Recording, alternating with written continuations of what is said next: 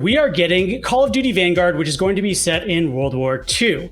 I'm joined here by Richie Bracamonte. Hey, what's up, guys? And we're going to talk about a preview event that we went to. Now, many of you, like us, didn't really want a World War II game. I think the community was pretty open about that.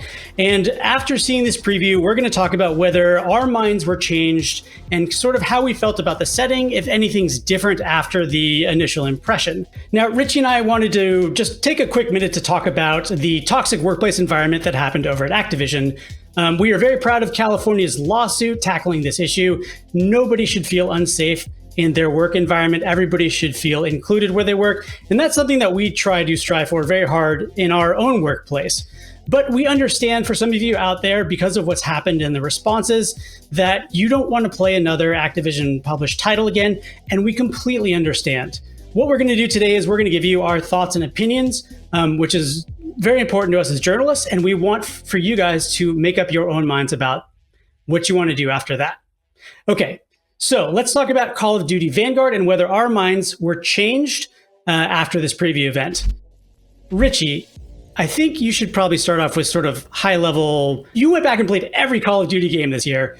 So what did you think about the World War II setting? Before I saw the presentation, we've talked about this at length before. I was okay with the fact that they were considering going back to World War II. I've liked all the World War II iterations, including very much the 2017 Sledgehammer World War II game. So I was open to the idea and I was excited for it if that was the route they're going. At that point, it was a rumor. So after the presentation, however, I would say I was lukewarm on what's going on. Not to say that it's a bad idea or a bad game. I just feel like my hype was lower than I anticipated, which was strange because there's a lot to like. There was a lot going on. It was a big info dump that, would normally get me pretty excited. Overall, just leaving the event, the hype wasn't as cooking as hot as I thought it would be. How did you feel about the whole press event? What were your thoughts? A lot of what we saw in this event was based around a campaign that very smartly channeled the feel of modern warfare. So the theme of this story set in World War II is going to be the rise of special forces.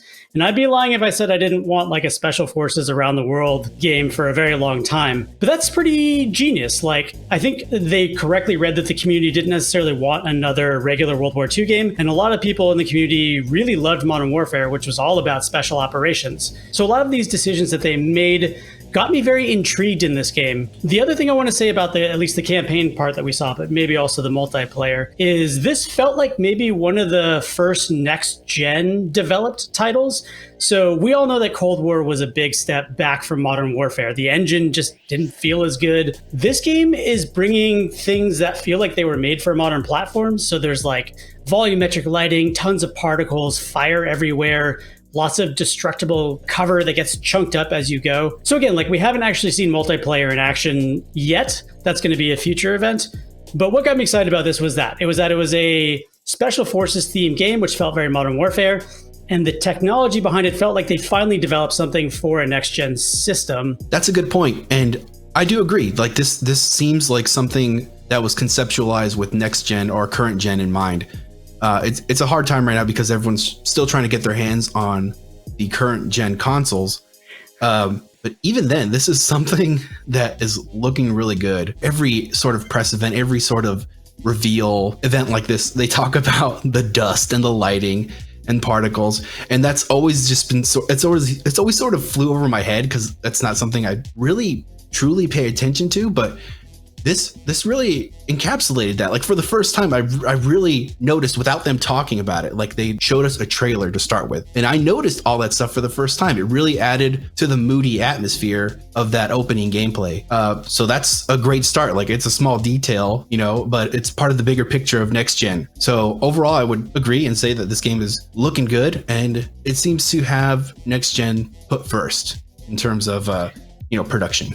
Another aspect of this that was interesting, because I think you and I looked at this from very different perspectives, but let's talk specifically about guns in this game. So what did you think about the gunplay that they showed off? The gunplay, I'm kind of split on this for a few reasons, but overall, it looked good. They really try to emphasize something that's hard to do without your hands on a controller. They try to describe the gunplay very thoroughly, and all we could do was see it and hear it. Now, the only reason I hesitated at the start there was because it's the same World War II guns we're used to. It's like, what are you going to do? You can't fictionalize crazy futuristic weapons. You can go the battlefield route and maybe go with some experimental weapons that might have been left on the table or weren't used so much. But this time, we saw a lot of World War II staples. So, it's a good and bad thing.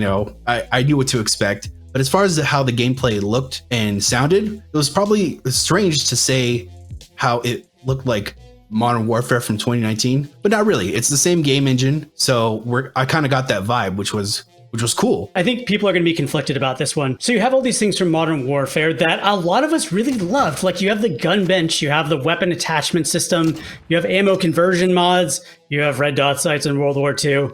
And these are things that made that game so special, and that's why they're being so smartly channeled into this game. Now, the big question is, can you suspend your disbelief that these things are in World War II? Because obviously these things are super, super modern inventions. So that'll make the moment to moment of it feel a lot more like Modern Warfare, which is like hugely appealing to me. Like, I gotta be honest, that was the thing where I was like, okay, like maybe I can get behind this if it plays like Modern Warfare in World War II. What were some of the other mechanics, Richie, that came from Modern Warfare? Well, it's the same engine like we keep discussing, but that's good in terms of some features we like, some mechanics like sliding, peeking, all that's coming back. Just picture, the World War II setting, but Warzone style of play, Modern Warfare style of play. And you're right, Aaron, about all these attachments. Like, I'm not so mixed on that anymore. I'm happy that at the beginning of the presentation, they came out and they said, we want to respect history, of course, but we are not, in this case, creatively beholden to it entirely. So I was ready to suspend my disbelief for some good gameplay, and that's okay. They're very open about that. They want people to have fun. I think that's important. But it's good to see also, just going back to your question about the mechanics, people are mixed on door play and peeking and sliding around. Cold War had some of it. Modern Warfare did a really good job implementing those things. I really enjoyed those tactics and mechanics. So it's good to see them return. The other sort of bonus of that is you don't get that jarring transition in gameplay styles. You do the way you get it between Cold War and Warzone. Warzone was made for Modern Warfare's gameplay style, and if you play a lot of Cold War, you have to kind of switch your brain into a different mode when you go into Warzone. The mechanics are slightly different, so the integration is thought of from the start. Now, on that note too, they confirmed they're going to have their own Warzone map. We haven't heard more about that yet. We don't know how big it's going to be. We don't know how big of a change it's going to be or how it's going to be implemented. So that's something we'll have to talk about a little bit later. Now, the other thing to talk about here is there were a lot of rumors going into this that Sledgehammer was extremely rushed in making this game, and there was a concern about how much content would actually be there. Richie, do you want to talk about the launch maps? I would be happy to, because it's good news. At the presentation, they announced that there will be 20 maps at launch. 16 of them are 6v6 regular maps, and the other 4 are gunfight, 2v2 or 3v3 style maps. And that's huge. But one of the biggest problems at every launch yearly of Call of Duty, to no really fault of their own, because, it's not easy to work on these games. A huge glaring issue that a lot of people like to bring up is the lack of stuff at launch, especially when it comes to specifically to multiplayer.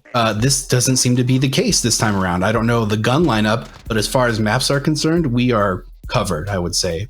Very much so. It's a lot of maps to launch a game with. I don't think any Call of Duty game has launched with that many maps ever. So that's great news. That doesn't fully answer our question as to whether those maps were rushed, but we do know that there's going to be a lot of them. There's going to be a lot to do on those maps. And Sledgehammer's pretty good at making their maps. I'm kind of an Infinity Ward man myself. We're getting 20 maps, which is a ton. We're getting Warzone, and we're also getting this other mode, Champion Hill, but we can't really talk about any of the specific details of that. It is interesting that I think everybody's been trying to get away from Battle Royale recently. Like, Battlefield's not even going to try. Their Hazard Zone mode is something Battle Royale-esque, but not Battle Royale. And even Call of Duty is trying some mode that isn't quite Battle Royale. It makes you wonder if we're starting to get to the tail end of Battle Royale, or if at least there's enough major competitors in there that other people don't really want to try and get into it further. I mean, to be fair, they already have Warzone, so they're one of those competitors. But we'll know more about that, and we'll know more about multiplayer in upcoming events. For now, we just sort of know a little bit about what we saw with the mechanics of the game and the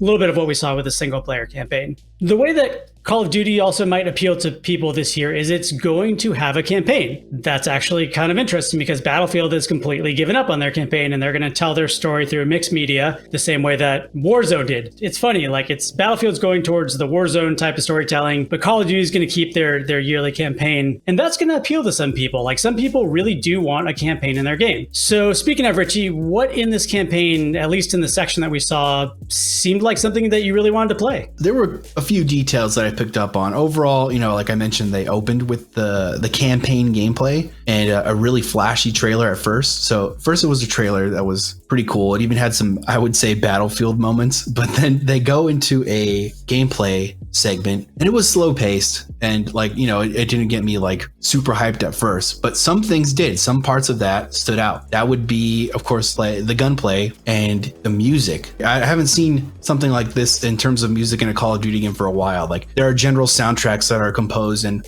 pasted into any mission. When things get hot, the music will kick in, classic. But the moment to moment pacing here, at least in this gameplay example, was really cool. You're sneaking around and there's just like one violin, or things get heated and then like the whole band goes off. I think it worked really well. And again, that's something like the dust that I mentioned that I don't generally notice on my own. Like I'll go back and remember Call of Duty soundtracks, but from moment to moment like that was something new and very cool. There were some really like brutal moments to the campaign section that we saw, like people falling out of the sky on fire, or like allies being executed, or people in the basement with Nazis stomping on the boards overhead. There were quite a few moments where I kind of like stopped listening to what the developers were talking about, just because it was pretty intense. I gotta say, like, they really went for the jugular on not holding back on warfare, and like that's probably accurate to like a World War II setting.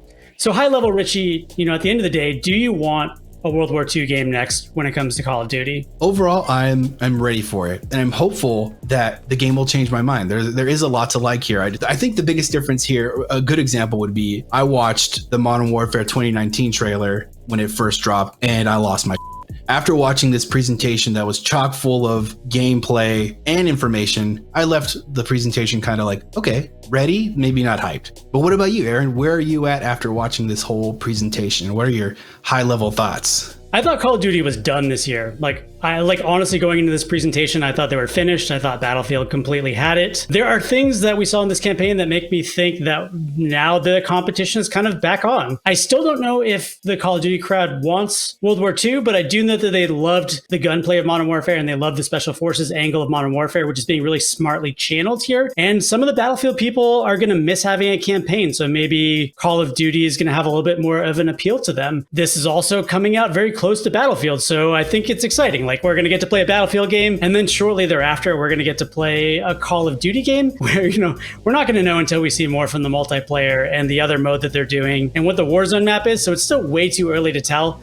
But I went from Call of Duty is done this year to like, okay, they got a fighting chance. They're actually making smart decisions, and this might really work for some people. All right, you guys, be sure to like this video and subscribe to GameSpot if you want to see more Call of Duty Vanguard coverage. We're excited to play and get our hands on it on November 5th. We'll see you next time.